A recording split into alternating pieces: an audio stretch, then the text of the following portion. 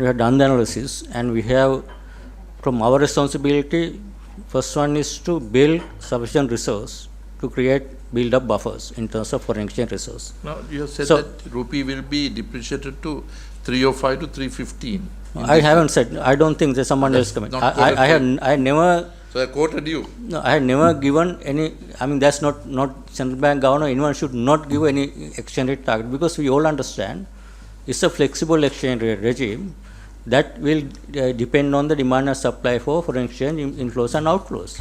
So that will determine whether currency will appreciate or depreciate. I think, in my personal view, right now currency has come to a level is appreciated because of the less demand we had, less import demand, high interest rates. That's why how this demand and supply factors have worked and stabilized the currency at that level. But going forward, if you look at the demand for credit, economy is recovering. Obviously, currency we will have to depreciate. I mean, our responsibility is to, while allowing currency to move in line with demand and supply, but not to have a large volatility, have a smooth gradual adjustment through our interventions, and while at the same time we need to build our resource, because we still is low. So how do you find the rupee? Do you find it overvalued because the exporters also have finding a problem at the moment, because cost push has gone up? Now this is where I think from the exporter side we are getting complaints from the exporters, mainly because of the expectation when last year exchange rate, I think 2023 exchange rate depreciated to 324 at some point, and then they place orders for exporters. They price exchange rate around 330 for their orders. Then exchange rate, because the market has a lot of pressure to appreciate, we build up our resource about 2.8 billion. Still exchange rate appreciated 290. So that obviously have an impact on the exporters in terms of their margins.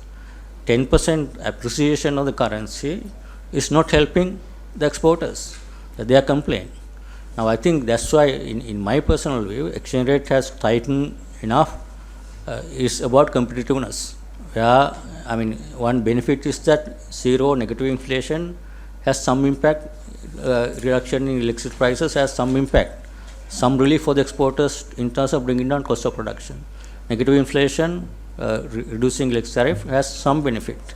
That will set off part of the appreciation, but I think going forward for medium to long term basis, this is where I think always people like currency appreciating. It's not the best thing for the country, in my view. Need to have a balanced exchange rate which will basically support the foreign exchange earnings as well as control the cost of production.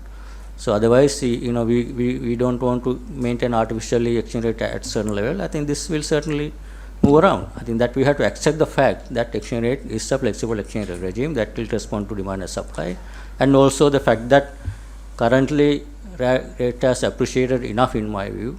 I don't think we should tighten further. That will have impact on the export businesses.